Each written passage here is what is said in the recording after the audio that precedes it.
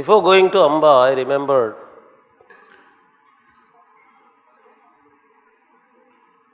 we talk of freedom, liberty.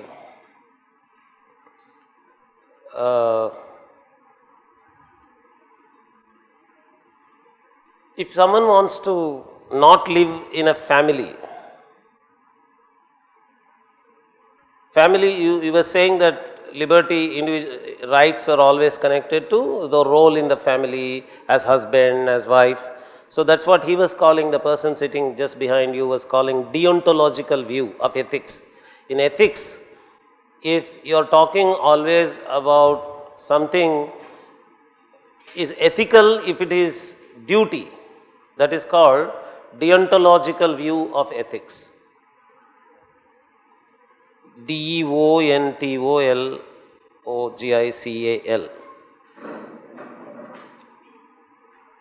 DE.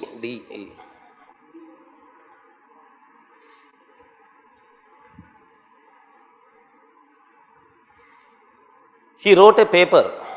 You please read that paper. He told me yesterday in the outside the class discussion that he wrote a paper on how the discussion of ethics in Bhagavad Gita is not limited to deontological and consequential.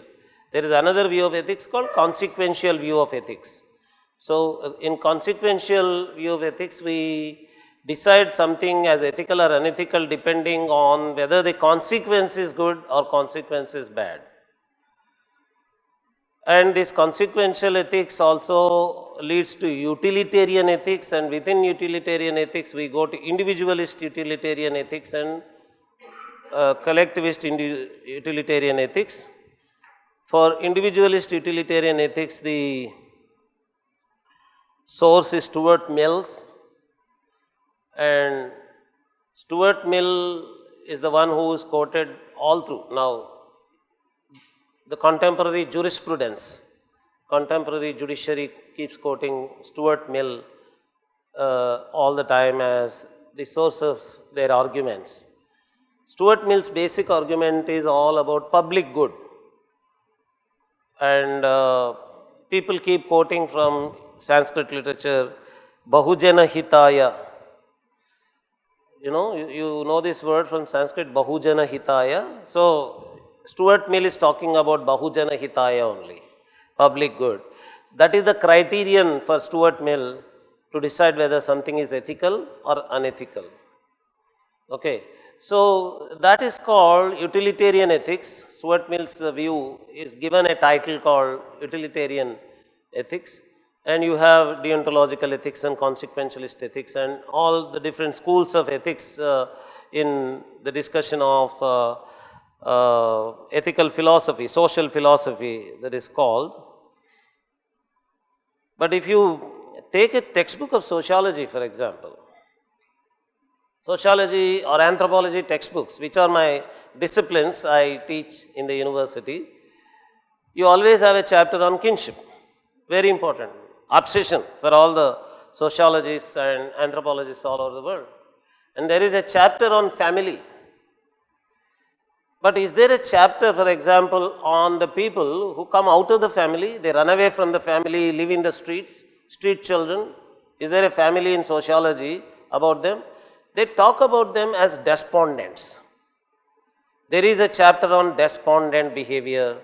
There is a chapter on social control. People get out of social control and behave as despondent, and despondent psychology, deviance,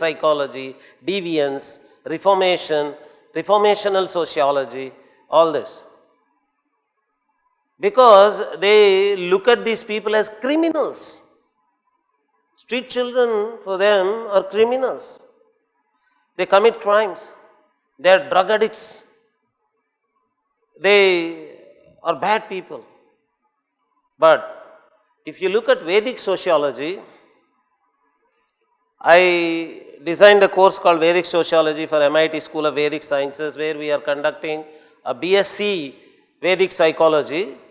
The course is focused on psychology only, but we thought sociology will be a very good addition for them, and we added sociology there. We teach both modern psychology and Vedic psychology to the students, and modern sociology and Vedic sociology to the students. As part of Vedic sociology, I introduced the chapter of non-family. In modern sociology, there is no non-family. We have non-family here. What is non-family? A brahmachari who lives in the Gurukula of the Rishi is a non-family. And a sannyasi is a non-family. Parivrajaka he is called. Yesterday somebody was calling me, is there any discussion in Vedic literature on vagabonds? They are called Parivrajakas. The very meaning of the word Parivrajaka is vagabond. Parivrajati iti Parivrajakaha.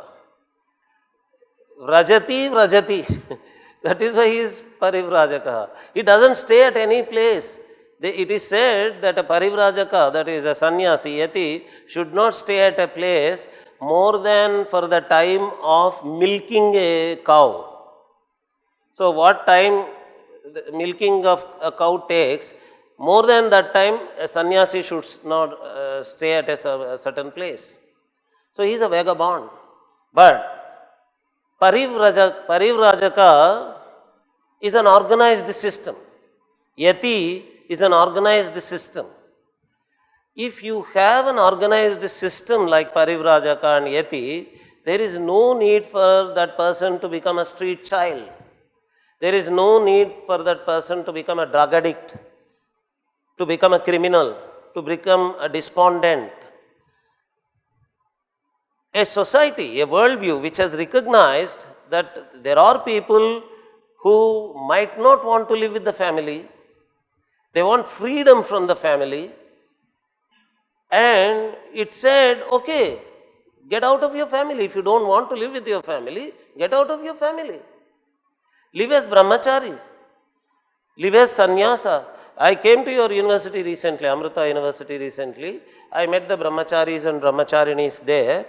I was pleasantly excited by the expressions of the brahmacharini women there.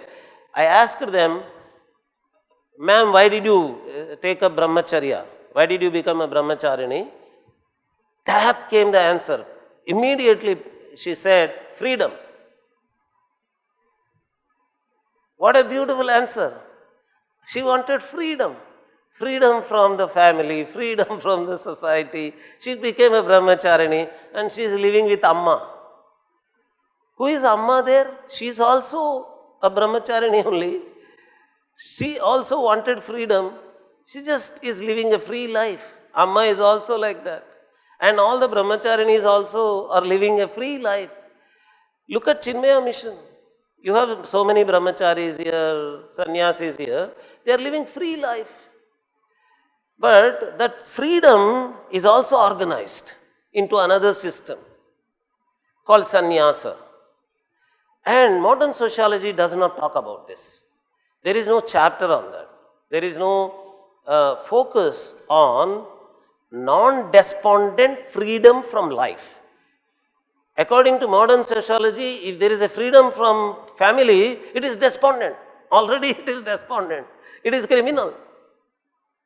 Now friend, tell me, sir, tell me now, who is having this idea that out of family is bad? Vedic or modern? Modern. It is the modern who is saying that you get out of family, that is bad. But Vedic philosophy never had this. Get out of family if you want.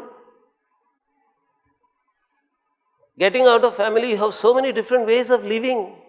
And in Arthashastra, Chanakya says, if you find people sitting under a ruined temple or ruined fort, if they are, he even says, even if he is a kapalika, don't take taxes from them. Don't trouble them. Even if he is a sannyasi, brahmachari, don't trouble them. Don't take taxes from them.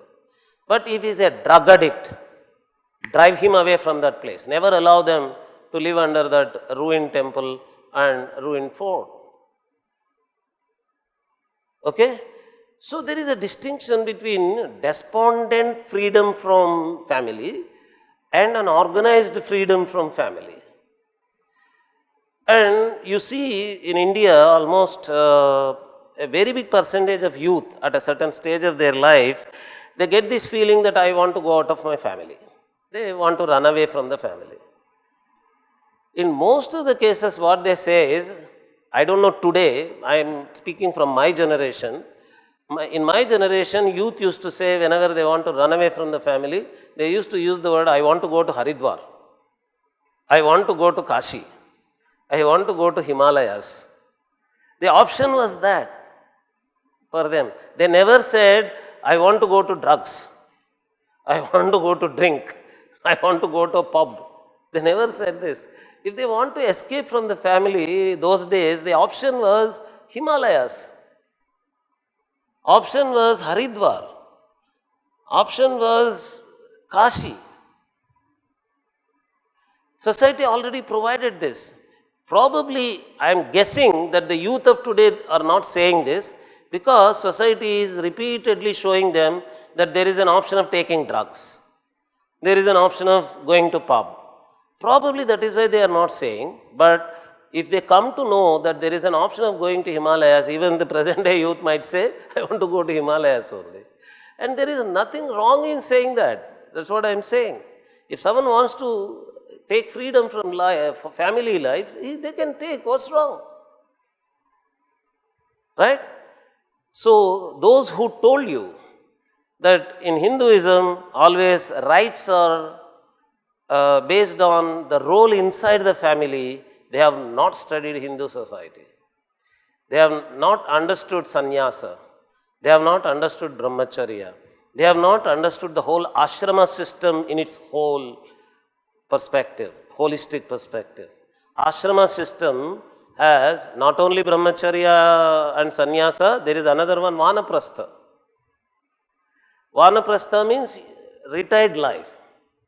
After enjoying all your life in a family system, if you think, okay, why to trouble my daughter and daughter-in-law or son and daughter-in-law, actually they would anyway not listen to me. I would ask them to put the child in Chinmaya mission, they would put them in St. Joseph. I would ask them to send the child to arts group, they will anyway send him to B.Tech. Anyway they are not going to listen to them. Listen to me, let me go and live separately somewhere. That option is called vanaprastha. See, if the husband and wife today, young married couple in their middle age, they come to know that there is a system called vanaprastha, they would greatly admire it. Wow, vanaprastha? So my father-in-law and mother-in-law can go to forest? Yeah, let us send them to vanaprastha. Right? And the father-in-law and mother-in-law and father and mother also, they like this because they know the trouble of staying with the family of their children. But see the beauty of Vedic system, that also was anticipated already. A solution was already created in the form of vanaprastha. And Raghuvamsha praises the Raghuvamsha people for doing all this. They go for vanaprastha after enjoying their kingdom for some time. All the Raghuvamsha people, they do this. They praise them for doing this. In Dushyanta Charitra also, in Mahabharata also, once Dushyanta accepts Shakuntala and Bharata, recognizes them, Vyasa says he immediately handed over the kingdom to Bharata and he went away to vanaprastha. That was easy for them. They were not clinging to the family responsibilities and all that. So friend who told you that it was always family, they told you just the opposite. The sociology books have only family. They don't have non-family. Brahmacharya is not there, sannyasa is not there, vanaprastha is not there. Other social systems, other social groupings, organizations are not there. For them, for a sociology textbook, because they studied only American society or any Western society, they think that anybody escapes from the family, he would only become despondent and criminal. Because they have seen only ghettos there. The ghettos where people get into all wrong habits and all that. That is why they talk only about that kind of a society. Okay? So that's wrong. Okay? So now, and if you are talking of individual rights as far as their membership in a family is concerned only, now we will go to Amba. Was Amba in a family? How many of you know the story of Amba? Amba, Ambika and Ambalika were three sisters. You know this story? Yeah. And Bhishma went to conquer their land, and it was the culture, it was the custom, tradition in those days that the conqueror takes away the women. So as part of that, he was taking away Amba, Ambika and Ambalika. These poor women, they had a video in which there was a song. All the three women had Bhishma as their partner. They were dancing in their dream that Bhishma was going to dance with them. They were going to marry him. And Bhishma lands there and says, I have taken a vow that I will not marry anyone. So Amba, Ambika and Ambalika, go and marry my brother Vichitra Virya. Ambika and Ambalika were adjustable, flexible. They said, okay, in my next video I will have no Bhishma, only Vichitra Virya, no problem. If not Shah Rukh Khan, Abhishek Bachchan, someone else, it doesn't matter. But Amba was not like that. Amba was like the heroine of the old films. Heroines of the old films always say, a woman would love only one man in life. She cannot change her mind. No, I cannot adjust. Then she said this to Bhishma. She said, oh Bhishma, there was a video where I was dancing only with you. I cannot imagine any other person. Bhishma said, no, I cannot break my vow also. Then Amba got so angry. In the history of the world, women who are rejected in love have become the most dangerous people. They have destroyed kingdoms. They have destroyed everything. Amba was such a dangerous thing now. She was rejected in love. We always talk about men who are rejected in love because it is always men who make proposals and women reject them, and man becomes Bhagna Premaka. He grows beard, Devadas, he drinks, he consumes alcohol. But a woman can propose, a man can reject.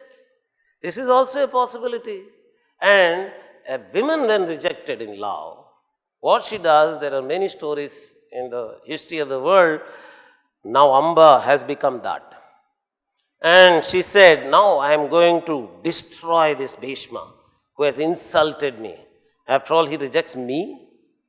He rejects me of all the people. Huh? So that is the self-respect she has got. If you have self-respect, you think that I cannot be rejected. If I propose, you have to accept. I am so beautiful. I am a wonderful lady. You have to accept me. Then she thought, she went to tapas, to do tapas. And she finally could please Shiva, so that Shiva appeared in front of her. And she asked Shiva, I want to destroy Bhishma. You give me supernatural powers with which I can destroy Bhishma. Then Shiva said, no, I cannot give, because there is already one right conferred on Bhishma that he can die with his wish. So we cannot contradict that. So I can give you only the power to be an instrument for killing Bhishma, for the death of Bhishma. So for that, I can make you a man-looking woman, a woman who looks like a man. That is Shikhandi. She became Shikhandi. This is what we call transvestites, right? I want to share a bio-information of me. I told you that I am an anthropologist. My first major anthropology project was on transvestites only.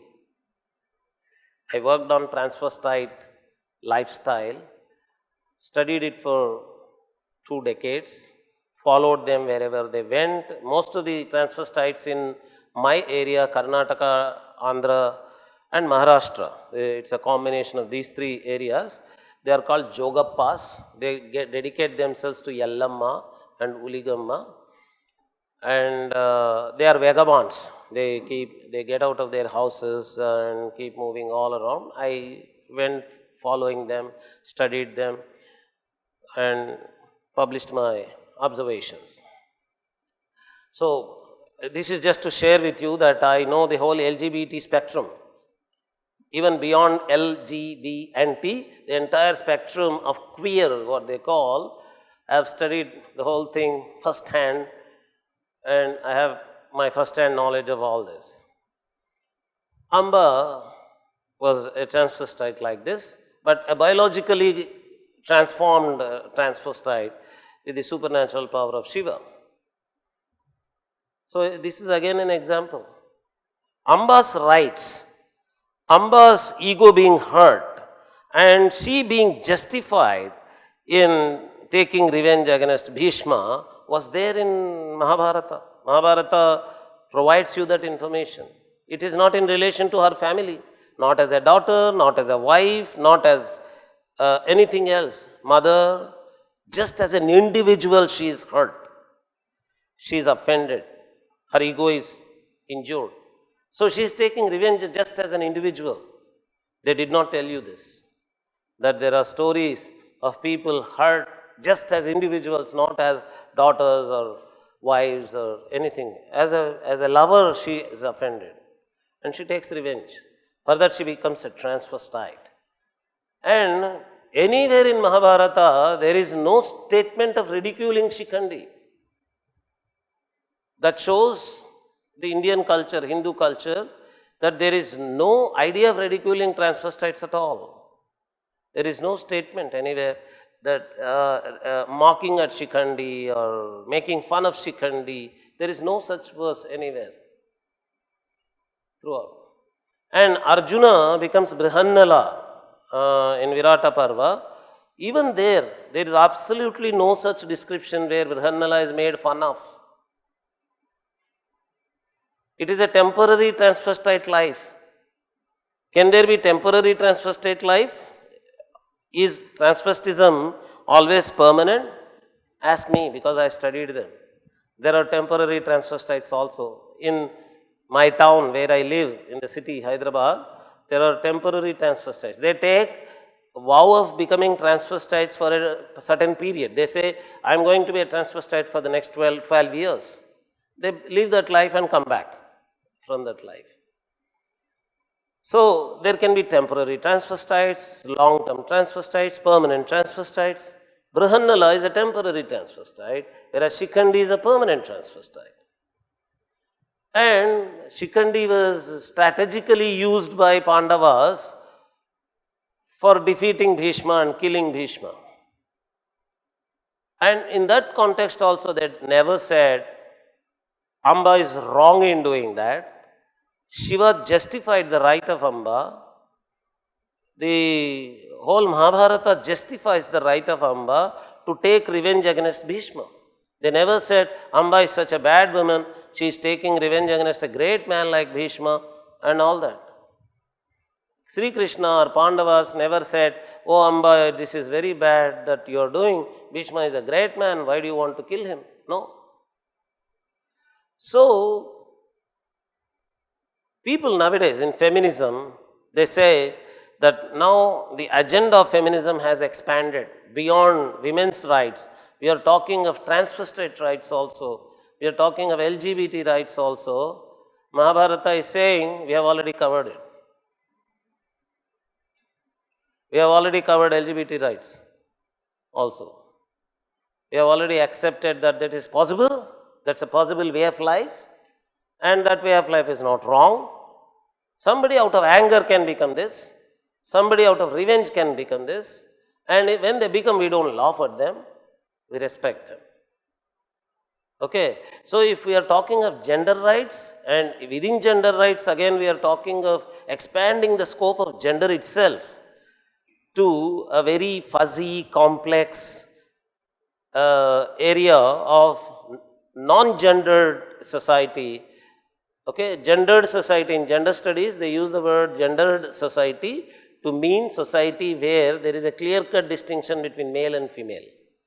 Okay, if you are not having a clear-cut distinction between male and female, you are talking of midway between male masculinity and femininity, we use the word non-gendered society. It's not gendered society. So even non-gendered society has already been discussed.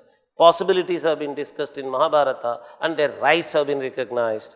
So women's rights have been expanded to the queer rights also in Mahabharata. Okay.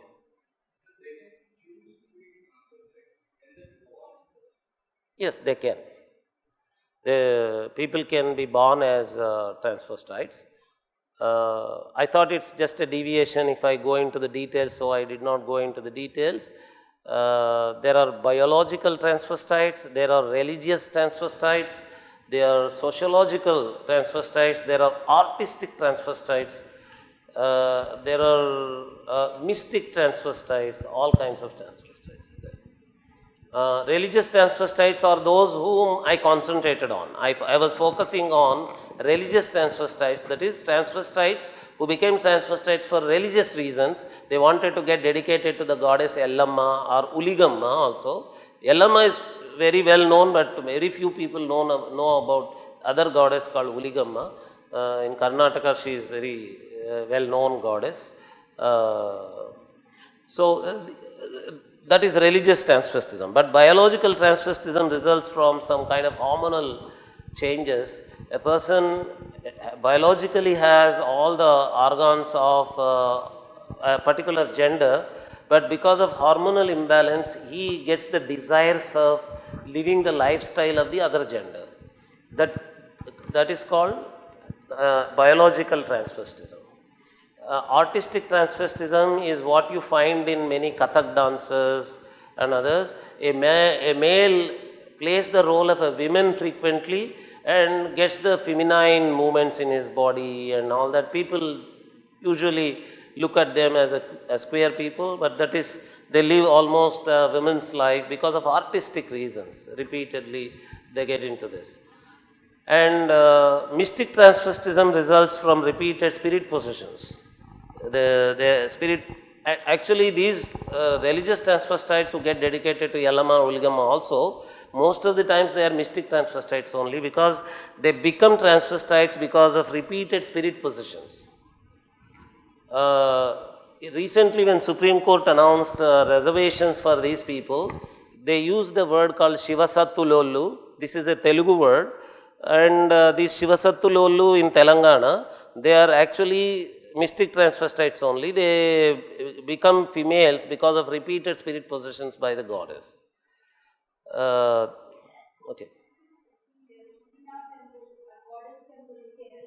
There is some Velichapada is there. It's a man actually, but when he get the spirit of a goddess, he will be talking in his speech changes and he will become a goddess. Correct. So whether it is a part of this mystic, category? That is mystic transvestism, which happens because of spirit possession. Yeah. This happens all over South India. Yes, all over South India this is there. Thank you. Yeah. Okay. Acharya ji, just one. Just to broaden the view that every type of individual had his way, like we talked of vagabonds, the sannyas, etc. I have seen live-in relationships in India as well as in Europe.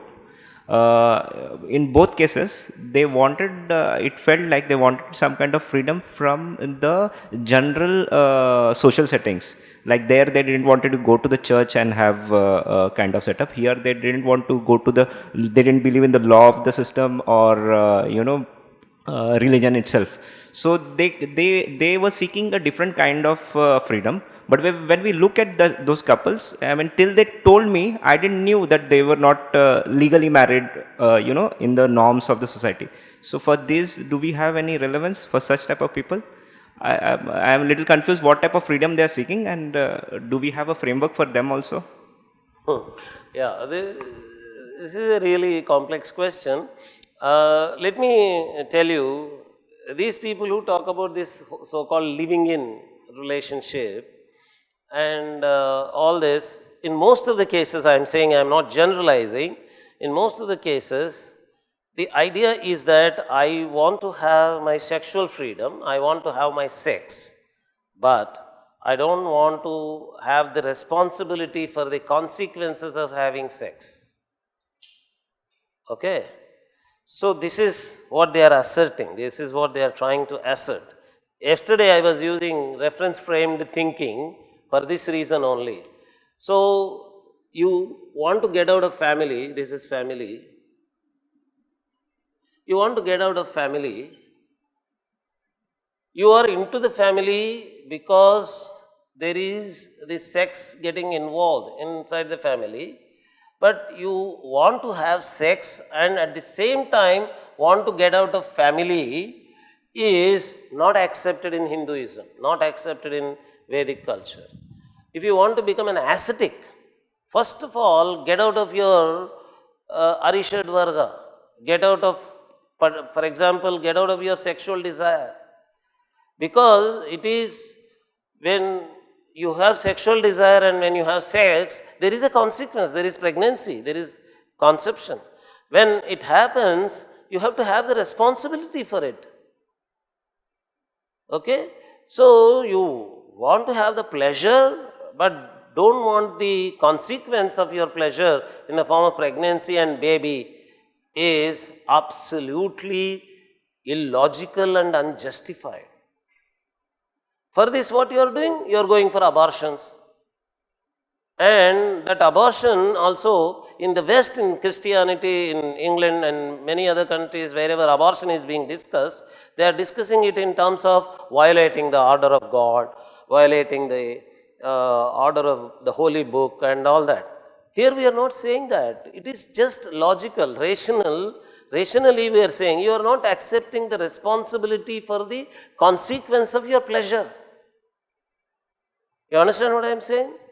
So, if you want to get out of family, for example, in brahmacharya, you have to have control on your sexual desires. Because logically, rationally, if you want to have sex and pleasure and consequence, automatically it is leading to family system. Family is, what is the origin of family? Origin of family is the biological origin of family is there, whereas Karl Marx says origin of family is property. People wanted their property to go to their own blood, that is why they went into family, he says, a weird reasoning, but obviously family is the consequence of sexual desire. Okay, so among the Purusharthas, Dharma, Artha, Kama and Moksha, you accepted Kama, and for Kama there is a consequence and you have to accept the consequence, that is family. Understand what I am saying? So this so-called living in relationship that they are talking about, it is freedom which is so ridiculous that you don't want the consequence. Okay, so first of all, there is a reference frame. If you want to go into this reference frame, that is asceticism. Or another reference frame, celibacy. You need to get out of this sexual desire. You have to overcome that. Then they might argue, is it possible? Vedic system has evolved methods through yoga that it is possible. You can overcome that. You can overcome sexual desire. And artificially through yoga or anything to overcome sexual desire is something different. But for example, if a person naturally, because of bhakti for example, I have seen many people like that. Out of bhakti, extreme bhakti, they get over this sexual desire. I have seen them, they don't even get wet dreams. They don't even get any kind of sexual thought because of their bhakti. In Gaudiya Vaishnava, I have a student who is a Gaudiya Vaishnava devotee, he lives like that. I usually ask these LGBT people, you always talk about sexual orientation. All L, G, B and T are sexual orientations. What if somebody is not sexually oriented at all? And this sexual disorientation also is of two types. Voluntary sexual disorientation, which is what we are talking here in asceticism and celibacy and many other spiritual ways of life, and involuntary sexual disorientation. Involuntary means the person is not, he is helpless, he is impotent. There are impotences coming from various reasons. In Ayurveda, there is evidence to see that Ayurveda has already recognized huge range of impotent behavior. There is Gandha Napumsaka, there is Rupa Napumsaka, there is all kinds of Napumsaka ways of life that are already recognized in Ayurveda, and there are treatments. Vajikarana and other treatments that are given to Napumsaka way of life show that it was well treated, it was very well understood by them. And they have recognized all this. And they never said this Gandha Napumsaka is a bad man, Rupa Napumsaka is a bad man, or any such thing. Whereas in this kind of a society, which is always talking about sexual orientation, for them sexually disoriented person is a fun. They make fun of him. For example, a sannyasi, if he lives among this whole group of these macho sex-oriented masculinistic people, they always laugh at him. They make fun of him. And brahmacharis are laughed at by these people. So, it is not only LGBT that are being mocked at. A woman, for example, if she doesn't have issues, she is being laughed at. The parents-in-law are actually forcing her to have children. And all kinds of treatment are given to her and all that. So, people don't talk about these things. There is a whole range of problems. Within that, sexual disorientation that can be acquired through yoga or anything, or sexual disorientation that can happen to a person because of spiritual orientation, because of bhakti, because of sadhana, because of n number of spiritual practices. If he is going into asceticism or celibacy, that is logical, that is rational. But if someone is sexually fully oriented, very active, and doesn't want the consequences in the form of family, and says, okay, I'll have sex with anyone that I like, and gives definitions like living in relationships and all this to this, that is an irresponsible behavior. That is illogical because you are not accepting consequences of your pleasure. Sir? Nitin? Any? Okay. Huh? You accept? Yeah, okay. Okay. Please come up with your reservations. Please, don't worry, all of these people. They will get enlightened with your reservations. No, sir. If at all it's so important, I would have definitely discussed. It's not important? I don't think it's because I clearly understand from where you come from and what kind of you understand those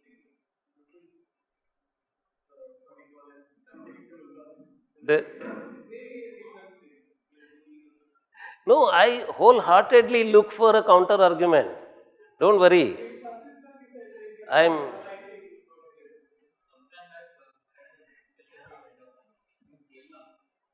Supposed to be a matriarchal society. So I asked him how it functioned.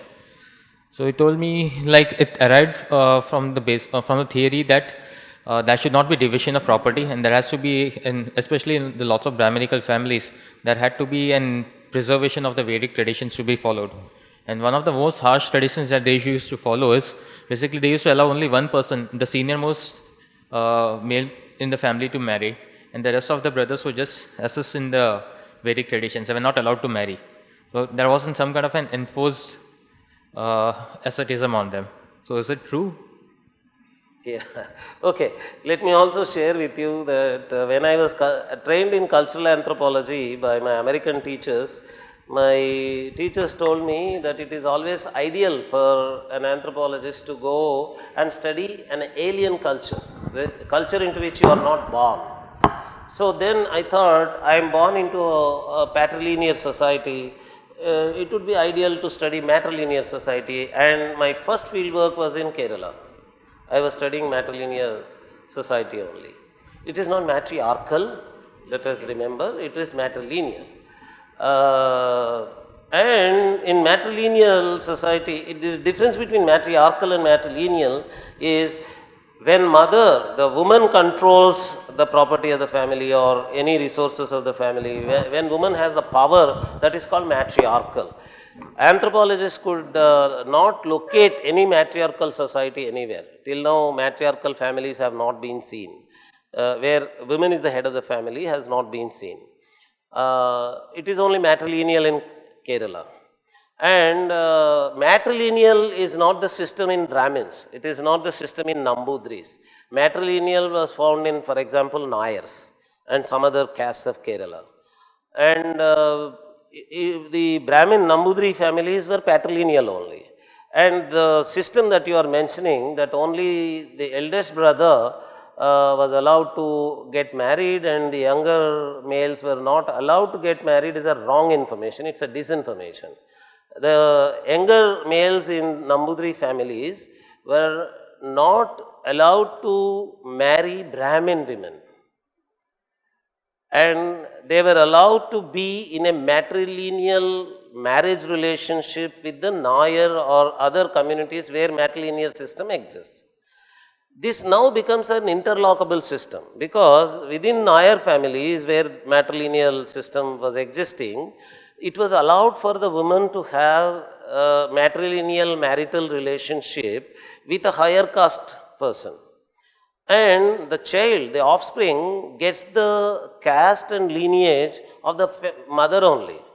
For example, there is a person called Govindaraja Varma.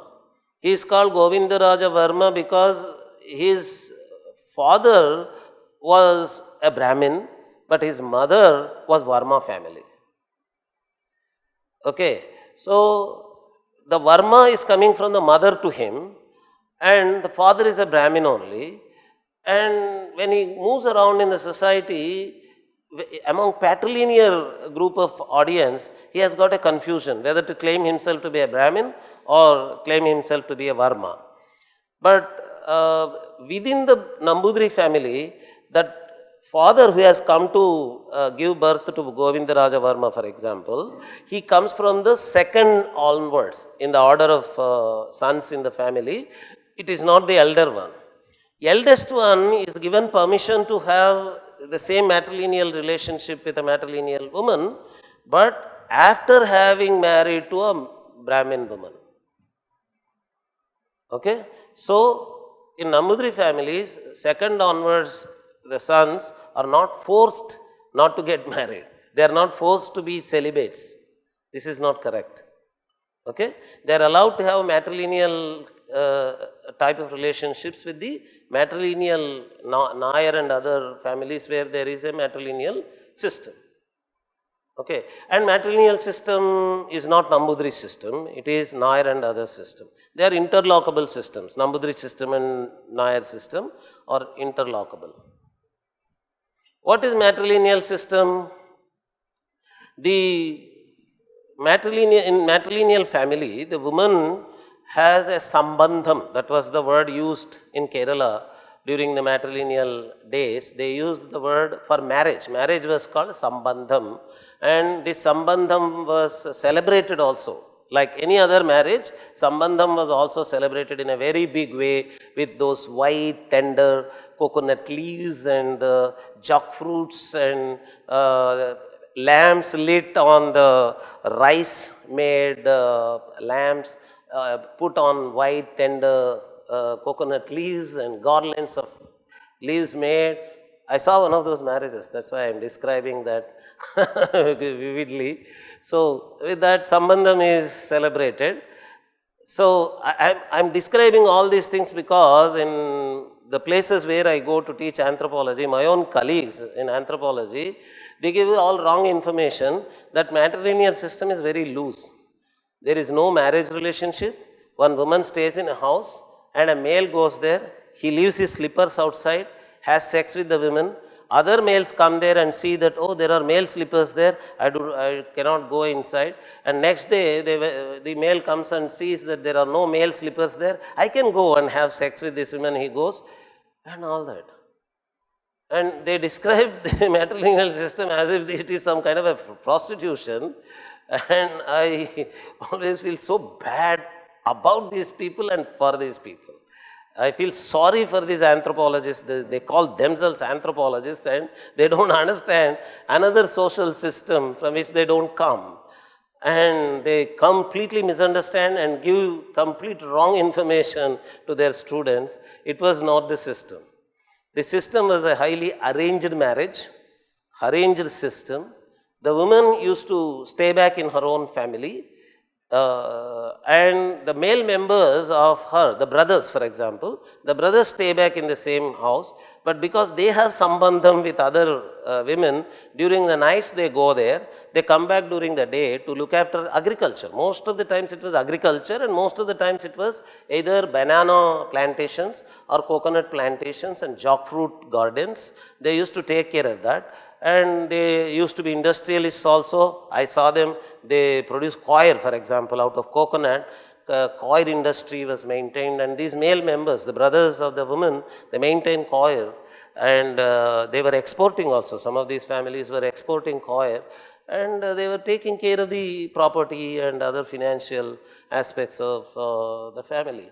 So it was a highly arranged system. It was not such a loose system that they describe as though they look at the male umbrella, it seems, and they look at the male slippers, it seems, and because there is a male umbrella and male slipper already, I should not go inside, they think it seems, and they leave the family and go. This is absolutely nonsense description of matrilineal system. Okay, it's a systematic system. Matrilineal system is also a systematic system. It's not matriarchy. Okay. So based on this, what was your question? Okay, yeah, this is not related to that. I am just talking about that so-called, I want to have sex with anyone, I don't want to have the consequences kind of thing. And I want to get out of the family system despite my sexual desires. Okay, so the logical, rational argument is within Vedic system that if you have sexual desire, have family. Face the consequence, accept the consequence, enjoy the consequence first of all. I was telling him, see for example, he is newly married and he was telling he is 6-month-old child is there. I was saying that is the most enjoyable part of your life. You are enjoying the baby, bringing up a baby is a highly enjoyable thing. Because I am using these words because I was using words like face the consequences. No, it's not even facing consequences. Enjoy the consequences of having a baby in the house. Is it not cute to have a baby, right? So nice. So just a slightly, kind of related but slightly off topic. In Mahabharata, like Vichitravirya dies, so he doesn't have any descendants. So was there a so that's why Vedavyasa is used to propagate the Chandravanshi dynasty. Correct. So was there a provision for a preference for these kinds of practices over an adoption, or like why was not an adoption suggested there? That was also there. Adoption was also there. Dattaputra or Dattaputrika they were called. Adopted children were called Dattaputra and Dattaputrika. But this surrogate fatherhood is also an option. There is a professor of law in Hyderabad called Professor Radhakrishna-Murthy. He did a PhD on Mahabharata with the theme that Mahabharata anticipated all the legal problems of modern times then itself. Because, for example, this surrogate fatherhood is there. According to us, surrogate fatherhood, semen donation, all these are new issues, right? But in Mahabharata you already have this. And what is a surrogate father? Does he have a right as a father on the children? Can he claim legally that I am the father of these children? No. Vyasa never comes back and says, these are my children. Throughout, he was present. He was coming repeatedly into the episodes of Mahabharata, but never he said this. And Vyasa is the author of the story, so he could himself have said, actually these are my children only and all that. He never said this.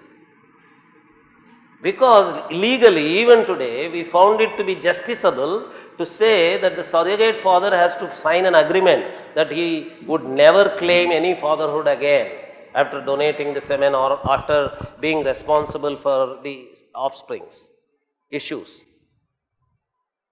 Right? So this is already anticipated in Mahabharata, and you have all kinds of such possibilities. For example, an aborted fetus is made into 100 children in the case of Gandhari.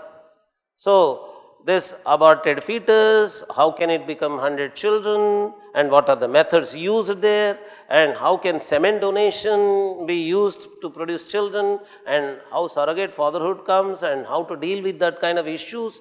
Already all, for example, polyandry is a system that we talk today.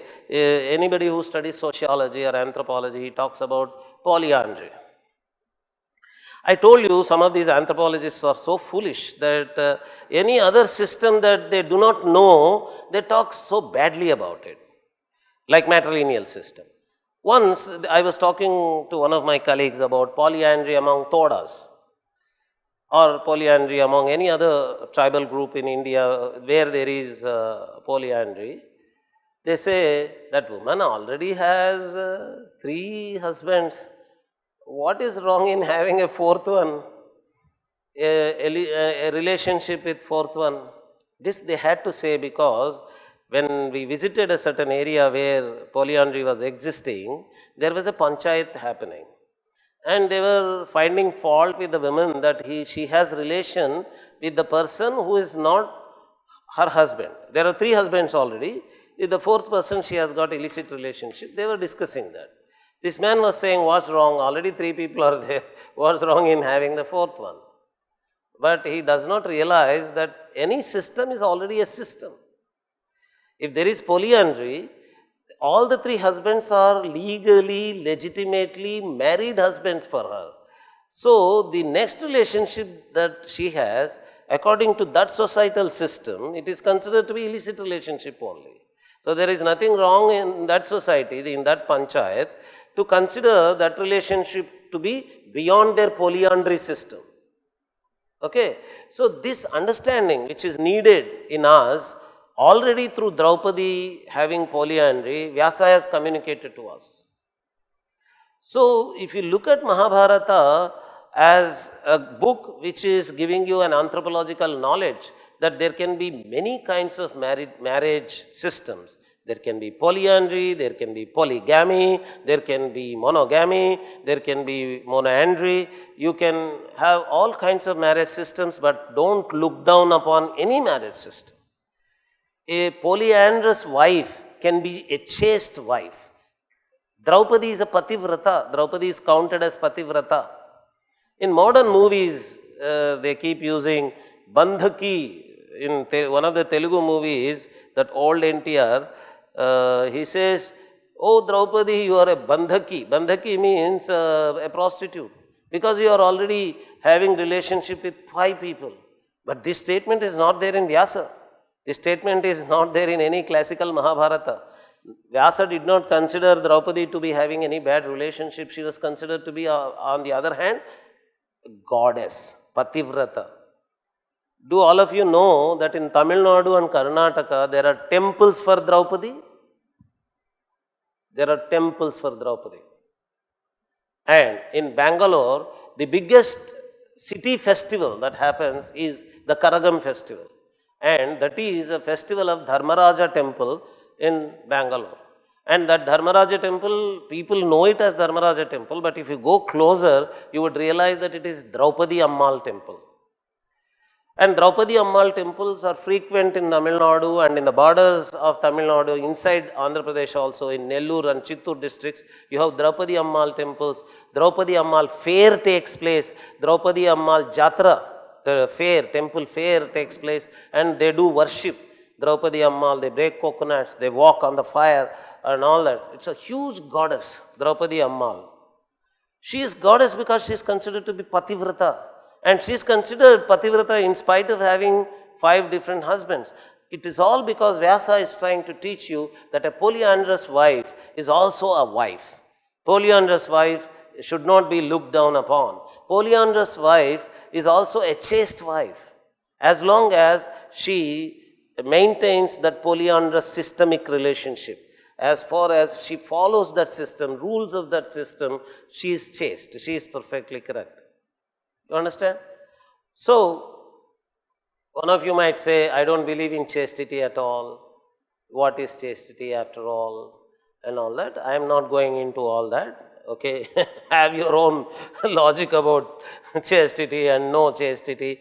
Nitin, yesterday the whole day I was telling you, I was telling the audience that this what chastity, what not chastity, what nation, what not nation is फकीर का language है, ये साधु का language है. ये साधु का language है ना, फकीर का लैंग्वेज, ये हम जैसे लोगों के ऊपर शोभा नहीं देता.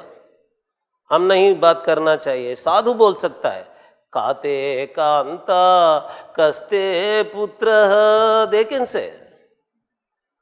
A sadhu can say, Kate Kanta Kaste Putraha. Bhaja Govindam is by sadhus. All the stanzas were sung by sadhus only there. Sannyasis were singing. They can say Kate Kanta Kaste Putraha. Ka Pativrata. Kah Patni Vrataha. All this is sadhu language. It is Vairagya language. But people like us who do not have any Vairagya, who do not have any spiritual elevation, who did not overcome Arishadvarga, we cannot speak this language. You probably understand what I am saying. So this, Nitin has already all this background of this so-called liberal people. So this, they talk of what chastity, what not chastity, what illicit relationship, what right relationship, all this. That is fakir ka language hai, wo sadhu ka language hai, hum log nahi bolna chahiye. Because they have already overcome all this. They have the ability to say these things. They have the eligibility to say these things. For example, if to Shirdi Sai Baba or Akalkot Maharaj or any Avadhuta, if an unchaste women, okay, let me put it in quotes also, women who is considered to be unchaste by the society, if she goes there also, for them it is, she is not at all a bad woman. They just treat her as any other devotee. They just are compassionate towards her also. They take her completely easy. Ramana Maharshi, there used to be many people who used to go to them, even people who have illicit relationships, people who have criminal activities.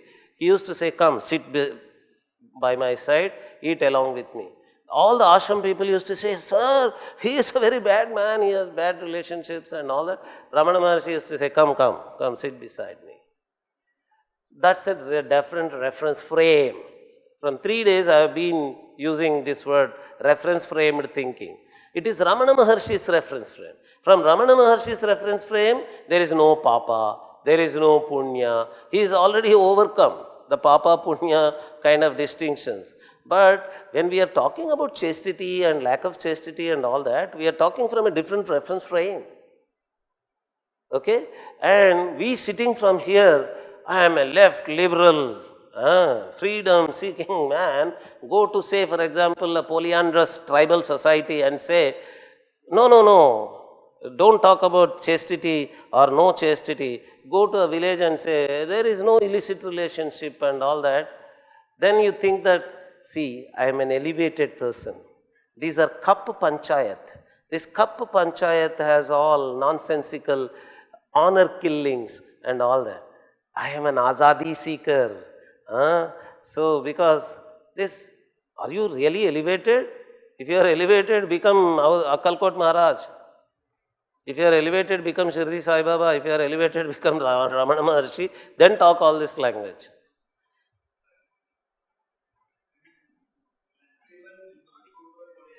And say that this is such a problematic thing. Only when there is an oppressed, imposed form of polyandry, he will come and speak. Otherwise, person who is properly a left liberal, I'm not talking about a person who is acting like a liberal and left and then coming out for some sort of political motive. But who knows about liberalism, who know about leftism, they will go and say when something is imposed, say it's not proper. What imposed? No, if some society imposes on a lady that you have to have 3 husbands, then there is a say for left liberals to come in and step in. The case is not. Yes, that that's what I'm saying. The case is not that somebody is forced to have 3 husbands. See, I'll give you an example. It is not a polyandrous society. It is general, normal, monoandrous family only. A woman is brought to the court. Court in the sense their panchayat. She is brought there. The complaint from the husband is that she is having illicit relationship with another man.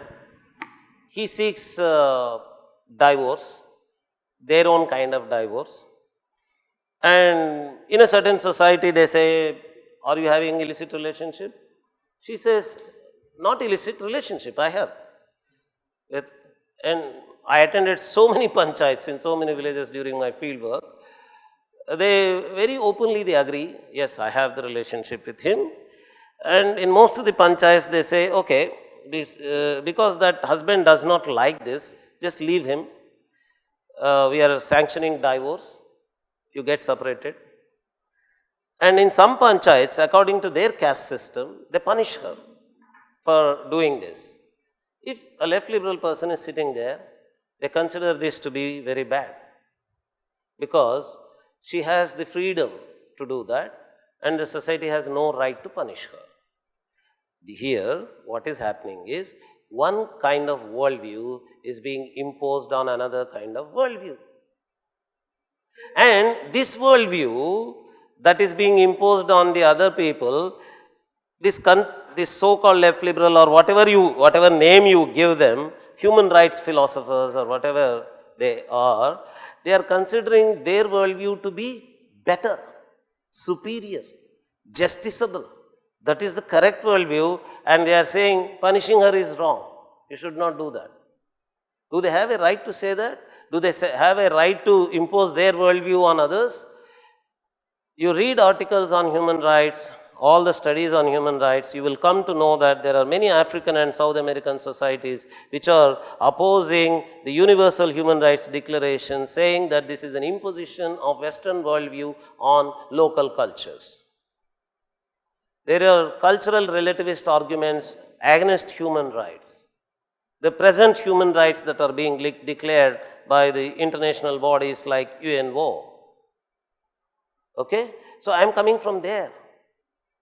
I am coming from the point of view that you have a certain worldview which you consider to be right, perfect, justiciable, judicious, and you are imposing this worldview on other societies which consider some kind of relationship with others to be bad or wrong, illegitimate or something like that.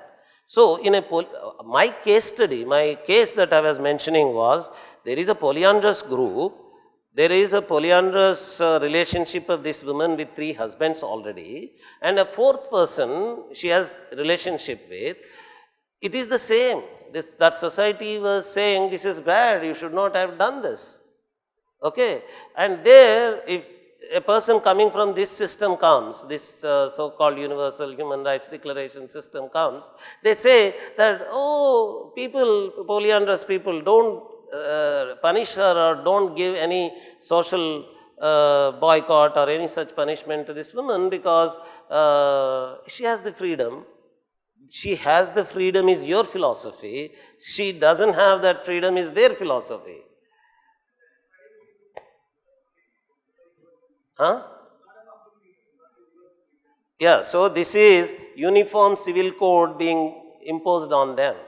You have your own uniform civil code, and it is these people who come with up in arms when uniform civil code is being talked about. Whenever uniform civil code is discussed, immediately they say, you are imposing Hindu civil code on other communities, but these people with their civil code, they go to different societies and say, you should not punish them, you should sanction divorce, you should give this much amount of punishment, you should not give this much of amount of punishment. Who are they? They have their own uniform civil code. And this uniform civil code of these people is not limited to India. That comes from one part of the world and is applied to, it is a uniform civil code being applied all over the world. And they are okay with a uniform civil code being applied all over the world, and they are not okay with a uniform civil code being implemented in this country.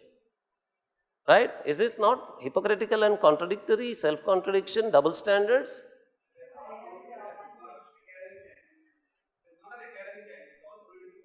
Whatever, academic or political,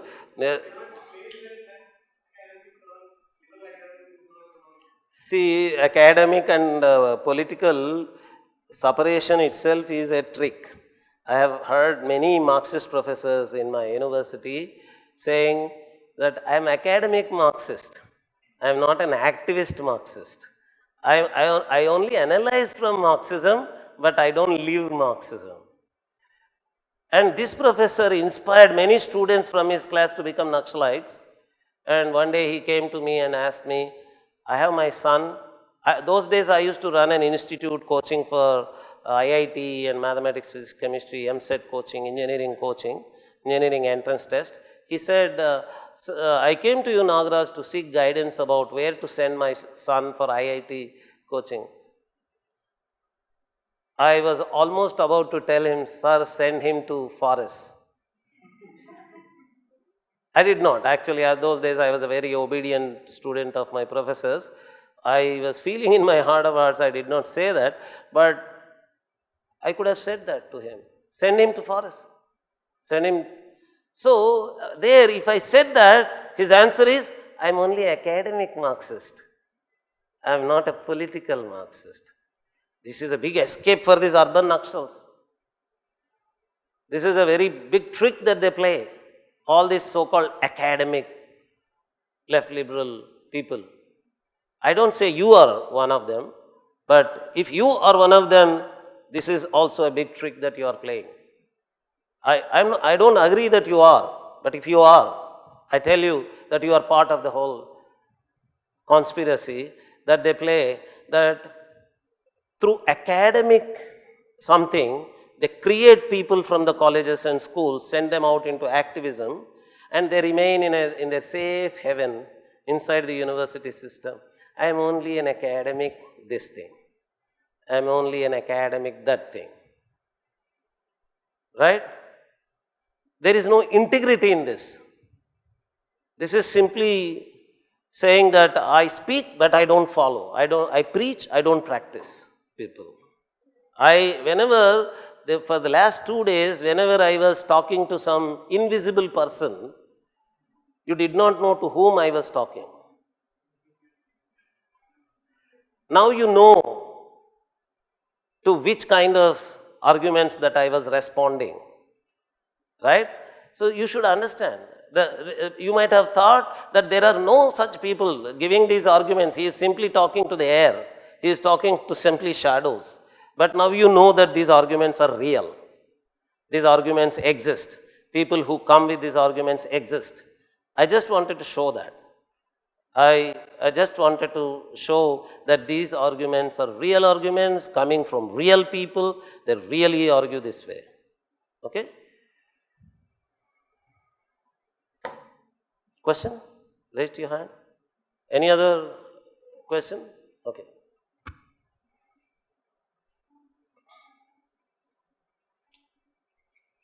Ma'am.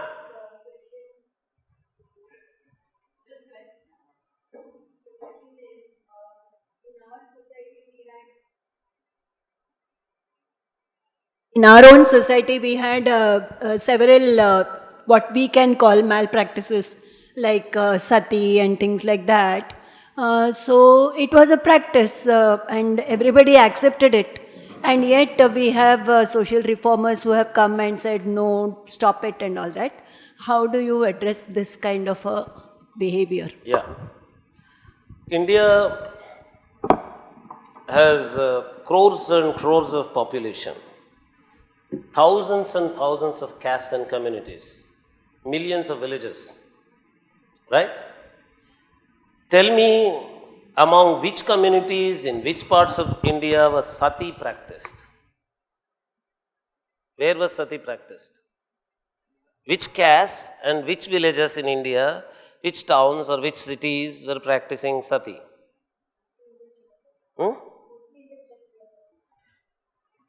Where was sati being practiced in India by the time of the British? South India. In South India, where? Tamil Nadu? There were any incidents of sati? Kerala?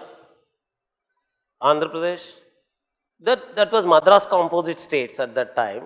So Madras Composite States, Mysore. There was no Karnataka at that time during the British time. It was called Mysore Kingdom. There was any sati performed? Was there any sati performed in Jammu and Kashmir that that was an independent principality, but anyway. Or Punjab, Uttar Pradesh. Any incident?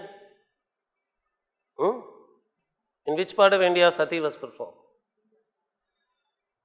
One incident, somewhere in some corner of Rajasthan, one incident somewhere in some corner of Bengal, in one or two families of Kshatriyas of Bengal, sati was performed, and it is talked as though in every family in India, wives go and sit on the pyre of their husbands, and people are forcing them, throwing them onto the pyre of their husbands, and people are drumming and dancing and singing sati, sati, and all that in all the families.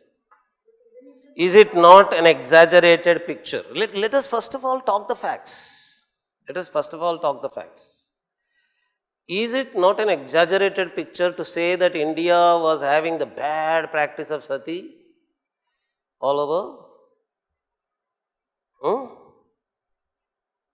Where was sati being practiced? And we tell our children that there was sati in our society, some bad practices were there. Our great reformers, they came and helped us to get rid of this sati.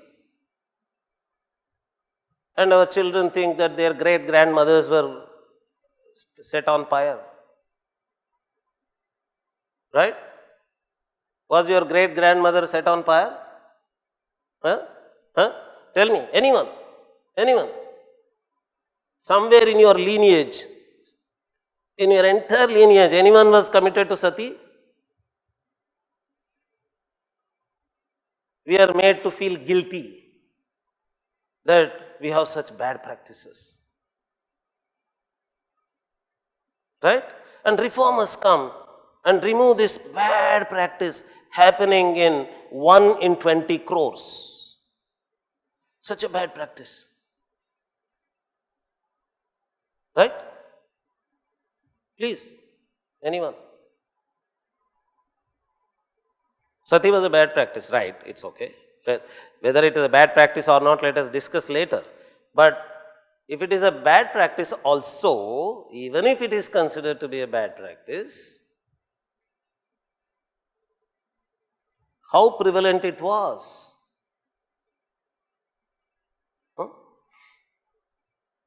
Okay, Madri committed sati, and my great grandmother read Mahabharata, and then she said, I would also commit what Madri did.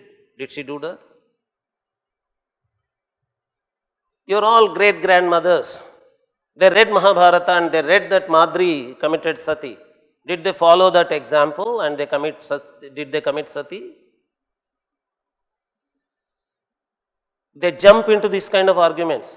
When we say that sati was very, very, very extremely rare thing that was happening in India, immediately they say, see your Mahabharata, it is showing Madri as an example, as an ideal woman. Okay, it showed. what was the consequence? Naturally, people would follow, no, is the usual argument. Okay, people would follow, but did they follow? Did they follow? Did it happen? Huh? Tell me. They would follow is okay, but did they?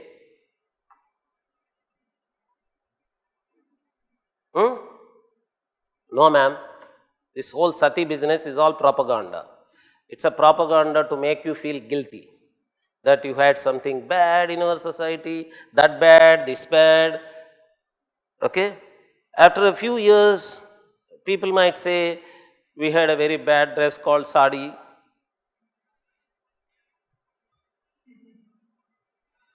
Now we are developed to wear pants and shirts. The development has come. With a great difficulty, we got rid of that bad practice of sari wearing.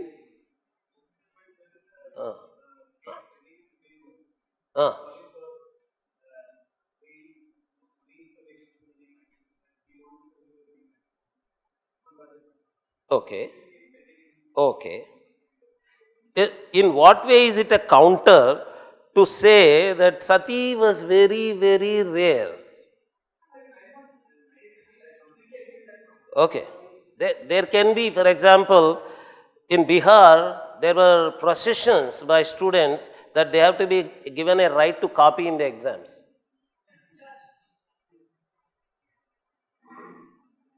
So, can you quote this and say that, see, copying in the exams on this basis was a traditional practice in India all the time? There can happen many things in society. Somebody can file a case in Supreme Court saying that we want a right to copy in the exams. Some people might say, actually, there are dancing girls in Mumbai. Every time they file a case in support of that, Supreme Court is supporting dancing girls in Mumbai.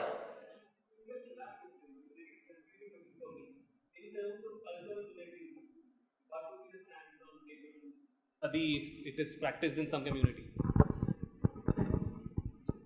Cultural relativist considers that to be the culture that to be understood by the insider from an insider's perspective.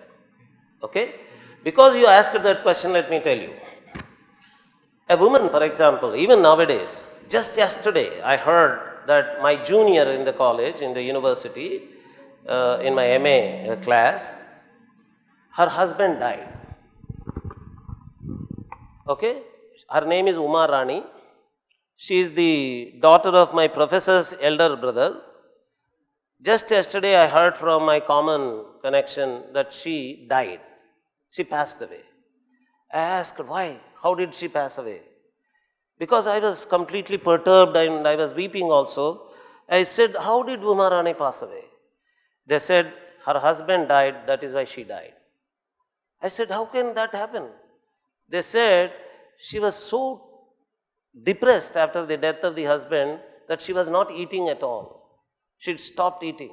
And she was so depressed that she used to sit on the first floor of their building all the time. And after some time, the doctor said she needs oxygen. The oxygen was given. And she used to remove the oxygen for some time, weep and tell everyone that this has happened, I lost my husband, I love him so much, and puts it back. And on the day of her death, she removed the oxygen and started walking out of the house. People said, hey, stop, where are you going? But she collapsed and they took her in an ambulance to the hospital. The doctors declared her dead. We, in our childhood, used to observe one woman, a Brahmin, Sri Vaishnavite woman, who was reciting Purana to a prostitute woman. She comes from a prostitute community, but she was a highly respectable spiritual person.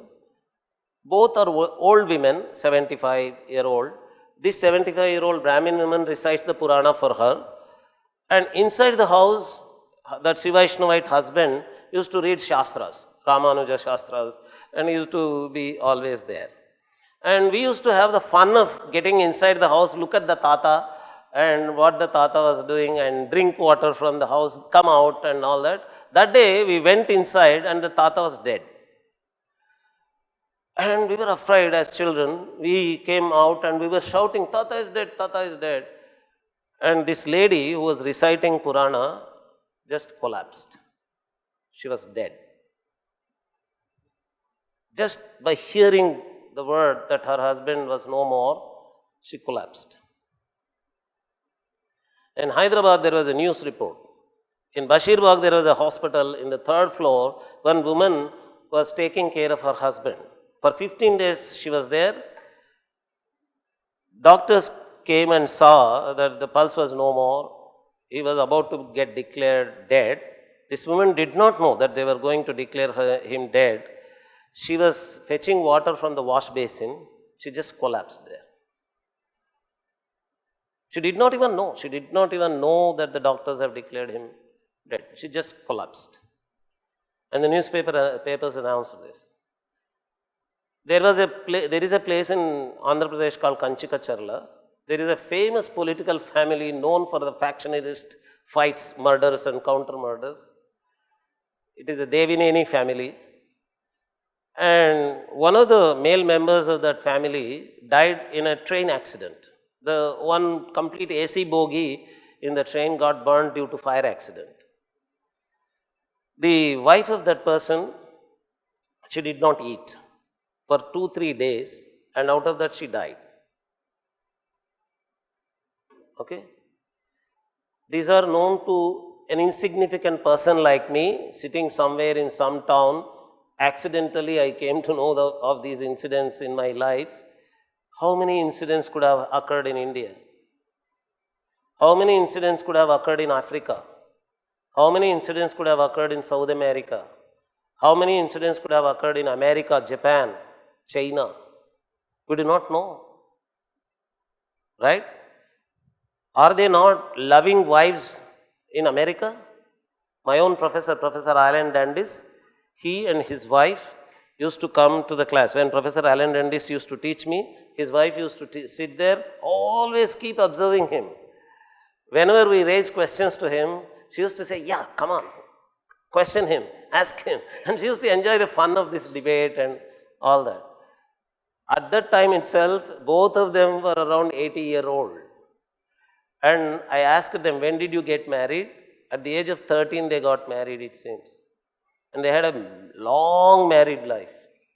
And I know many professors in America who got married at a very young age and had long married lives. Affectionate marital relationships they have. And probably there are such marital relationships in China, Japan, everywhere, all over the world. People love each other in their marital relationships.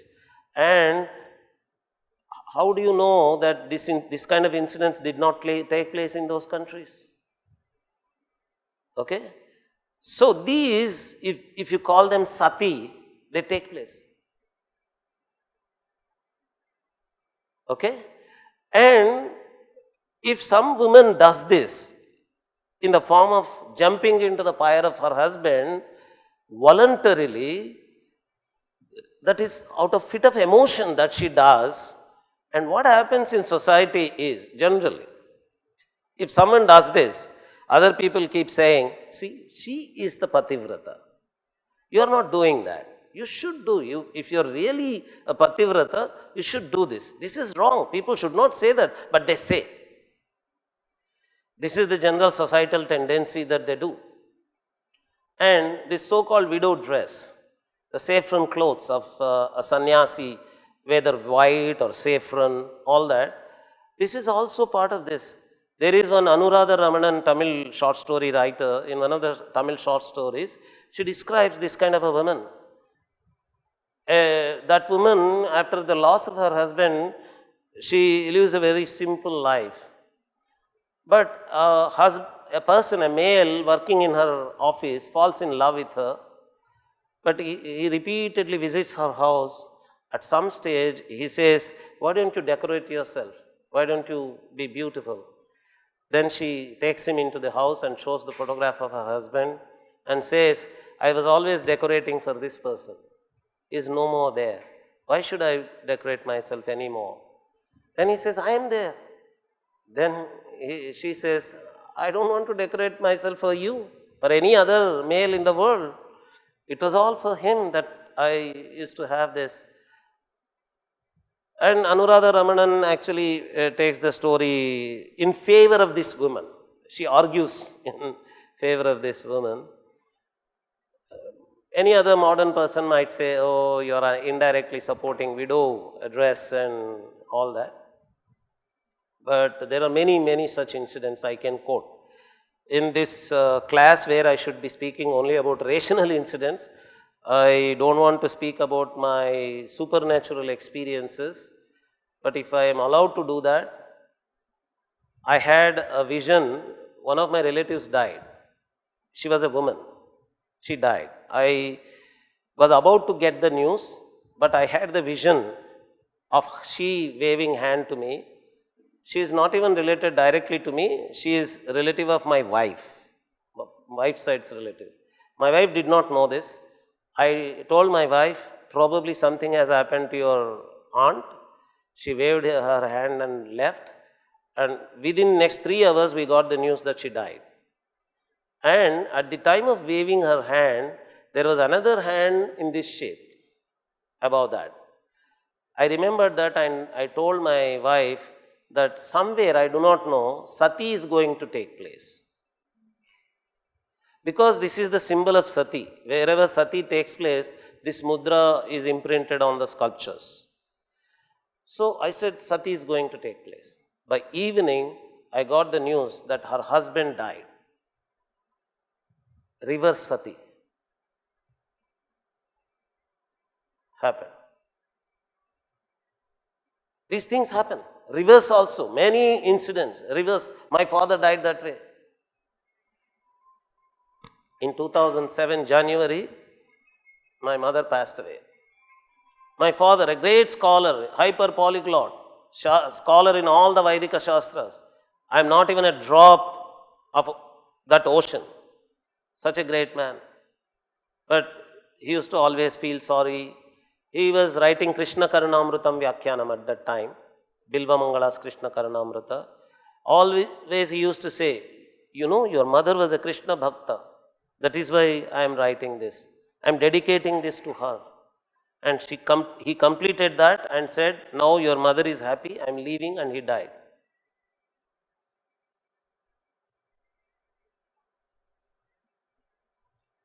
These are all my first-hand experiences, first-hand examples.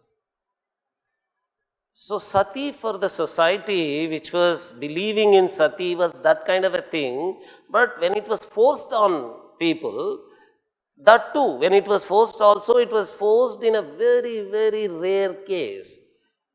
1 in 10 million incidents happened. So, there is a cultural relativist understanding. You are saying there has to be a cultural relativist understanding. If you want to have a cultural relativist understanding of saffron clothes of the widow women, we are talking of widow women. My father-in-law, he lost his wife at the age of her 52 years of age. He was wearing pant and shirt and looking very handsome. He was working for the industries department, very active. He liked Ramakrishna Math those days, but he never went to Ramakrishna Math at that time. After the death of his wife, he immediately sold away everything that he has. And whatever good dresses he had, he threw away. He started wearing only a white lungi and a white cloth and a bag only. We thought actually he got Vairagya and he was living a Vairagya way of life. We took him to shrines wherever we were doing pilgrimages, we took him. He comes there to every place and takes out the photograph of his wife and says, see, you always wanted to see this place. Now I am showing you this place. Are you okay? Do you like this place? See, your daughter has brought me here. They are nice people. They are showing you this place. And he went on roaming places. He was restless. Whenever we don't take him for pilgrimages, he used to join teams. And he used to go to places. Those other companions of him in the pilgrimage, they used to come back and tell me, he's a madman. He takes out a photograph and talks to that. And after some time, he stopped taking out the photograph because he realized that people are laughing at him. But he started talking about that. I take him to one street of Hyderabad on some work of me, actually, it is not his work.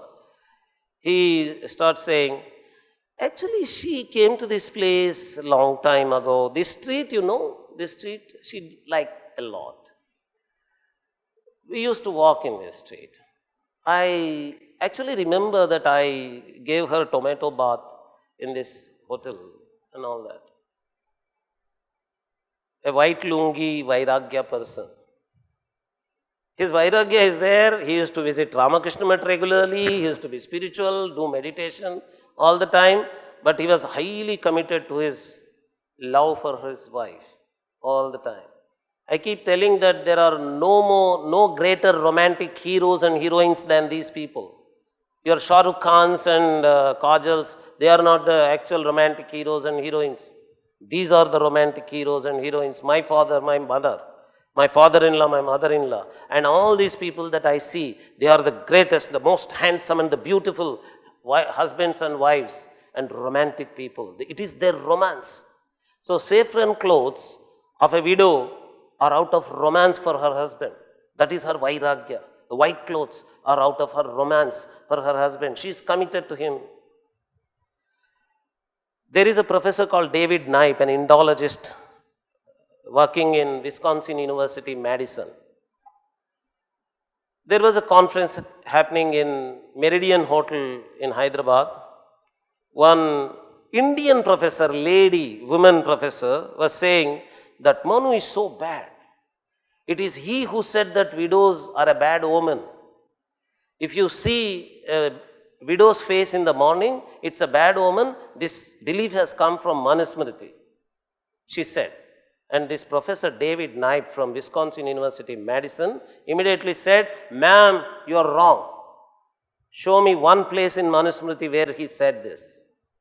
On the other hand, ma'am, I can show you many verses from Manusmriti where he says that a widow woman who is committed to her husband in romance, if she comes in front of you, it is Saubhagya. I can show from Manusmriti, he said, to this Indian professor. Saubhagyavati, who is widow, who is committed to her husband, is Shubha, is said in Manusmriti. I'll show you, he said.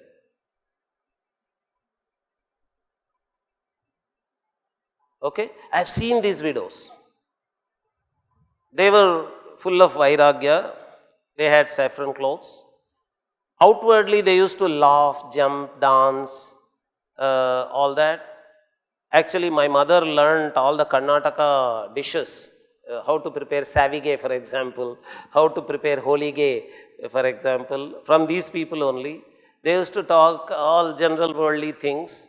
But during making savige, if, for example, myself, I was a child, I did not know that these people are without husbands because they are wearing saffron clothes. Out of my innocence, I used to ask, where is Tata? Why are you coming always alone, Avva? Then she used to immediately drop tears and say, hey, come on, sit close to me. Your Tata, was such a nice man. I will tell you. And during making savige, there used to be a long narration of episodes after episodes of her romance with her husband and all that. Those days I did not know that this is great. Otherwise I would have prostrated to her, that you are a great romantic heroine. Those days I was just innocent. I was hearing all these stories. Wow, Tata was so nice. Can you show me his photograph? And all that I used to say. But now when I remember, in my vision, I prostrate to them, to all those ladies, to all those women, great romantic heroines, I would say, all these. Cultural relativism, you got it?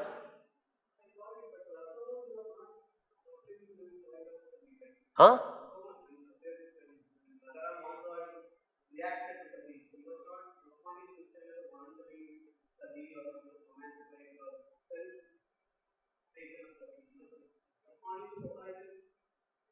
He was responding to one isolated incident in one of the relatives' houses and say that the whole, oh, British government, you make a law against my relative's family, distant relative family who has committed sati.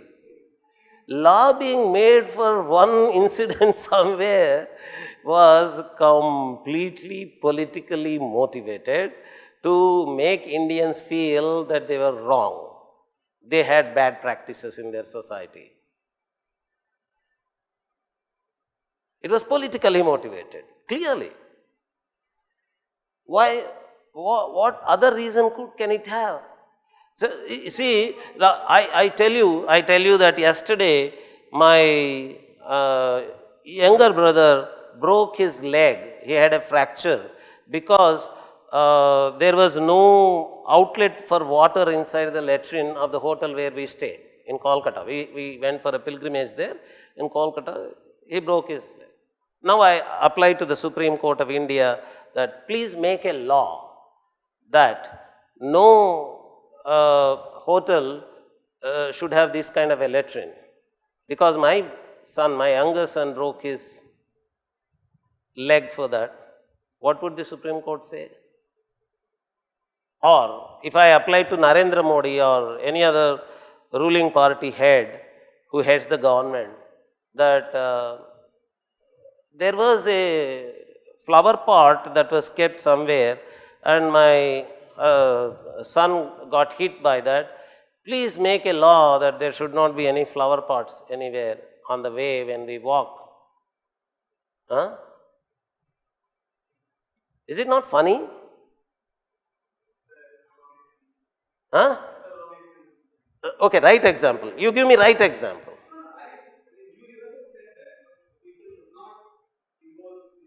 Okay, they should not. Okay, they should not impose. But the whole thing started with ma'am asking, with ma'am saying that we had bad practices in our society like sati, and our reformers helped us to get rid of such bad practices. This is wrong. This impression that we had such bad practices all over, the impression that we give to the next generation that all ancient Indians lived, all pre-modern Indians, all pre-British Indians lived this kind of a life, this was a prevalent practice all over, is absolutely wrong. That should be removed. And I am removing it. Not only me, many are removing. That has to be done. Anything which is forced, you ask my relatives. Among my relatives, whenever a male partner of the family dies, I am the one who say that please don't force any saffron clothes or white clothes and breaking of the bangles, removing of the kumkum and all that. Ask my students. I have 3 decades, more than that, of experience of teaching. In all through my teaching, ask my students. I repeatedly keep saying that this has no sanction of Shastra, this has no sanction of tradition. Please don't forcibly remove the kumkum. Please don't forcibly remove the bangles. I keep saying this. Don't force anyone to do anything is obviously well taken. But this is different from picturizing, demonizing a society, Indian culture, saying that it had bad practices. It's well taken that these are, if it is done, if it is practiced anywhere, okay, that's wrong. Okay? So, this picturizing the whole society, the generalizing the whole society that it had bad practices is absolutely wrong. Okay. I just wanted to say that that certain histories were forced on Indians with a very deliberate view, and those views were of the British in order to demonize. One thing is demonize Hindu society, another thing is create certain kind of pictures that allowed them to extend their idea of them being a practitioner, taking care of. You remember this this thing of being caretakers of the White primitive man's society, burden. the They white had- man's burden. So in order to prove that white man's burden, they gave several this thing, and then they sort of rewarded the people who took on this reformist aspects and being made gullible, because at that time also there were several Hindus that rejected this kind of a story being told. Among them was Vivekananda, who rejected outright the story being told. But we chose to believe the reformist story because our schools continued to repeat it long after. Our history in books continued to repeat Raja Ram Mohan Roy as a reformist. It does not, your history book does not talk about Vivekananda and his rejection of these kind of stories. The history books continued to talk about, and that's where we adopted those stories. Okay, so when we are now discovering the kind of histories being told to us, we have to kind of revisit certain aspects of history. All right? So that's all. And that's all that he's trying to say. But I think we are coming towards the end, and let's move on to the aspects that you really you did want to in a brief manner now. No, this is the aspect I wanted to cover. With the examples of Draupadi and Shakuntala, I wanted to bring, and Amba, three examples. I chose only three examples. And sometimes And with this, Sati, I wanted to Johar talk and about Sati gender. are also being conflated. You remember that Rajasthan also had this, is sometimes Johar, which is the strength of the woman, is being conflated with Sati, and all kinds of numbers being given because of agendas. Okay, so those numbers don't really reflect what Actually, was happening. in the published schedule, I mentioned even caste. I wanted to talk about Ekalavya, Karna, all these cases. Because the gender topic actually got expanded, I probably was not able to cover the caste issue there. She has suggested a very brief coverage, so let me cover briefly the caste issue there. Very briefly, very quickly I will tell you. There is a Paushya Parva in Adi Parva. As part of Paushya Parva, Uttanka, we were talking already about Uttanka, goes to Paushya, and they curse each other. Paushya and Uttanka curse each other, and then Uttanka feels sorry that he got cursed, and then he requests Paushya, please take back your curse. Then Paushya answers, see, Kshatriya's anger comes from his heart, not from the tongue. Brahmin's anger comes from his tongue, not from his heart. Because of this, a Brahmin can take back the curse, because it has not come from the heart, only from tongue he can take back. A Kshatriya's curse he cannot take back because it has come from the heart. Indirectly he was saying, I cannot take back my horse, but you can, please take back. Uttanka agrees and takes back the curse that he gave to Paushya to become blind. In a filmy language I am saying cut here, next shot. Towards the end of Mahabharata, Ashwatthama and Arjuna, both of them have sent Brahmashiro Namaka Astras, which are highly destructive. Vyasa and Krishna jump, stop them, and ask both of them to withdraw. Arjuna immediately withdraws, Ashwatthama cannot withdraw. See the contradiction. Arjuna is a Kshatriya, Ashwatthama is a Brahmin. Brahmin is not able to withdraw, Kshatriya is able to withdraw very immediately. What is that Vyasa is trying to communicate?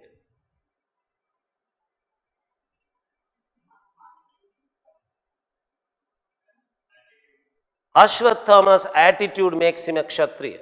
He was so angry that he was destroying everyone. He was burning the tents of Upapandavas. He was about to burn the fetus in the womb of Uttara, Parikshit, all that. Okay. Now he is like a Kshatriya.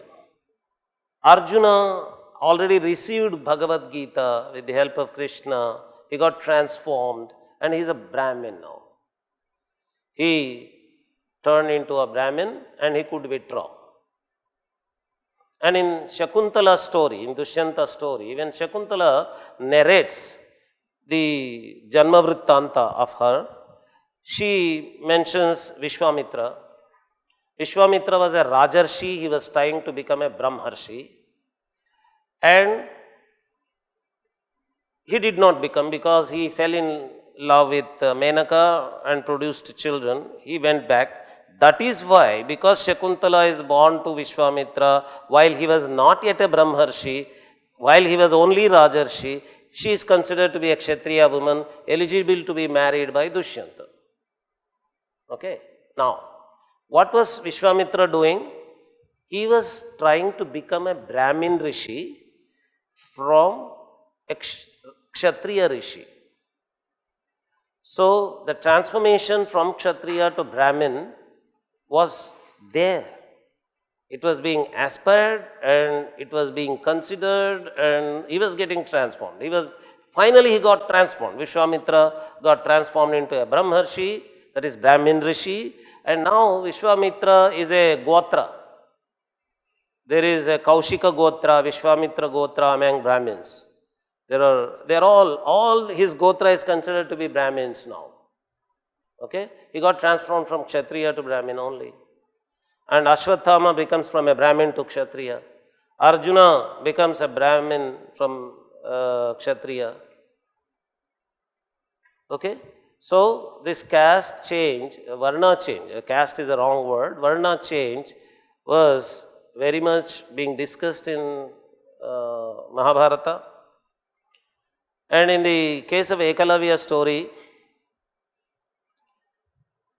Drona was being asked by Arjuna and others, they say that Ekalavya, how did he learn the Shastras from you? How can anyone learn just from the figure, just from the sculpture of a guru, how can he learn Shastras? Drona wanted to tell them that needs a lot of concentration and a lot of dedication to the guru. So much dedication that if the guru asks the Shishya to jump into the fire, he jumps. He wants him to jump into the water, he jumps. I'll show you an example. He said, okay, Ekalavya, cut the thumb of your hand, give me. He cut the thumb and gave. Indirectly, he was telling Arjuna, that is how he gets. It needs that amount of dedication to the guru. If I ask him to cut his thumb, which is useful for fighting, which is useful for the very vidya that he learned from my sculpture, he cuts it.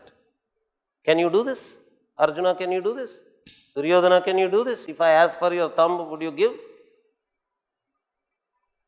That amount of dedication only can get you vidyas without having personally the guru in front of you. Now we keep saying that actually he punished Ekalavya for learning vidyas. Ekalavya was done injustice by doing this and all that. It's a different matter that in the very beginning of Mahabharata, in the Adiparva itself, there are people mentioned who have been born with Asura Amsha, and in that list Ekalavya also figures. And Ekalavya finally becomes part of Kaurava army and fights the Pandavas. Not because he had any vengeance. It was all because of the political relationships those days among various kingdoms. Ekalavya was the prince of a tribal kingdom. So his father had to have relationships with Duryodhana, positive relationships. Because of that he goes there. People might interpret that he went there because he had vengeance for Arjuna. He wanted to kill Arjuna and that is why he did that. It is not there in the story.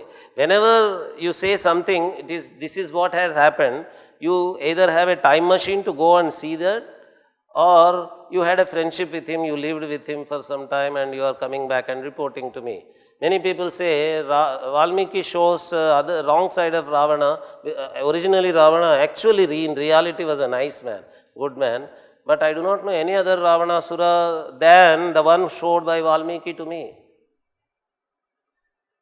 If Ramayana was a historical incident, if I had a time machine, I could go back and see and scold Valmiki that, see, Valmiki, Ravana is a nice man, I saw him, it's a historical incident. In time machine, I went and saw Ravanasura, he was a very nice guy, you depicted him wrongly. But it's, do you agree that it's a historical incident and you went back and saw Ravanasura in a time machine? No. Then the other option is it's a kavya, and in a kavya, any character is the character depicted by the poet only. The way the poet depicts the kavya, that is the character. I do not know any other feature of the character that is not shown by the kavi. So, in the same way, whether Ekalavya fought on the side of the Kauravas to take vengeance, to redeem his vengeance against Arjuna or not, I should know only from the text. The text did not say any of these things. So, I should not be creating that beautiful story that, yeah, Ekalavya wanted to take revenge against Arjuna, that is why he went into the Kauravas army and fought. Otherwise, whatever we know is that people who gathered on the side of Kauravas, they had relationships, political relationships from a very long time with Kauravas.